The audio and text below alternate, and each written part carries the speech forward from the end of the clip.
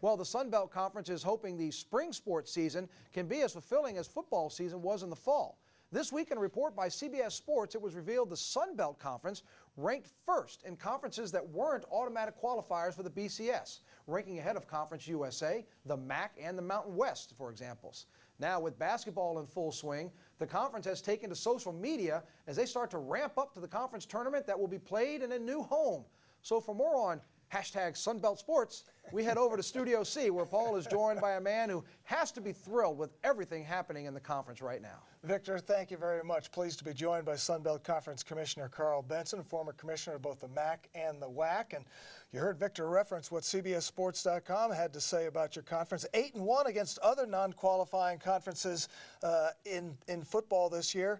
How does being the top-ranked non-AQ conference sound to you? Well, I think it just kind of justifies what we've been trying to get out there, Paul, and that's that Sunbelt football has made the grade, and it's established, it's credible, and it is very, very competitive. I can remember a couple of years ago when ULL came to New Orleans for the New Orleans Bowl and won in dramatic fashion on the long kick at the end of the game. Well, here we stand 3 years, 3 bowl games later, 3 straight New Orleans Bowl wins for ULL, the most recent over Tulane. How about the success the Ragin' Cajuns have had in New Orleans? And Arkansas State won this year. Your league went 2-0 in bowl games this year. Well, again, UL Lafayette has become a very, very credible football program, and 3 straight New Orleans Bowl wins, and on the verge of top 25 rankings. Then you take in Arkansas State, and last year we kind of were bragging that it was the best season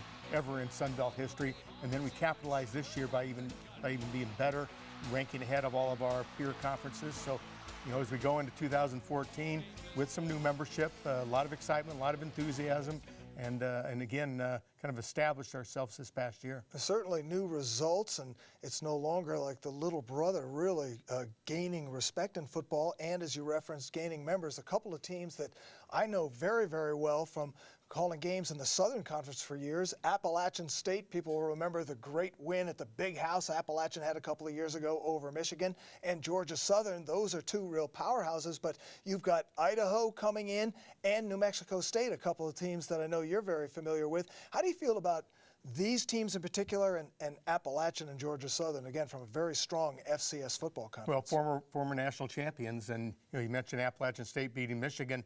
Georgia Southern beats Florida, this year down in the swamp. So, 2 programs that have great national reputations, great fan bases. We think that both those programs are going to be, whether they're the next Boise State or the next Marshall that makes the move from FCS to FBS. But those programs are ready to play in the Sun Belt. Well, Appalachian in particular, Boone, North Carolina has great football, but it does not have great cell service. You get up in those mountains there and it gets a little crazy.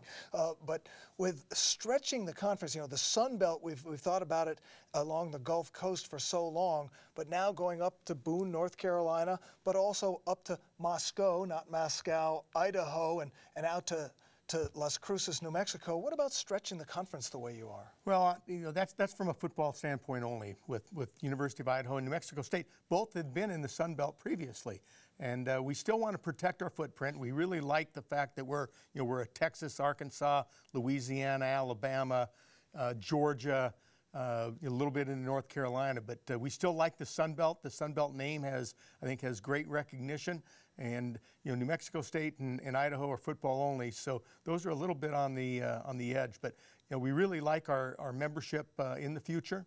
We think we've got a lot of programs that are on the rise, whether it's the UL Lafayette or the Arkansas State. How about South Alabama? The 4th year, as a football program, they get to 6-6. So I think that tells you a little bit about the depth and just the overall kind of credibility in the Sun Belt Conference. Well, football obviously exciting, and basketball now heating up, and for the first time since 2002, the Sun Belt basketball tournament is coming to New Orleans, both the men and women, and I know that you've got a lot of programs leading up to that and are very excited about coming back to New Orleans for the Sun Belt basketball tournament. We really are, and it's part of our strategy for the Sun Belt to be part of Greater New Orleans and to be a part of the sporting environment and landscape here in New Orleans. Our headquarters just moving into the Dome, which is exciting, and to have the basketball tournament, out at Lakefront, this year and for the next 2, 3, 4, 5 years plus,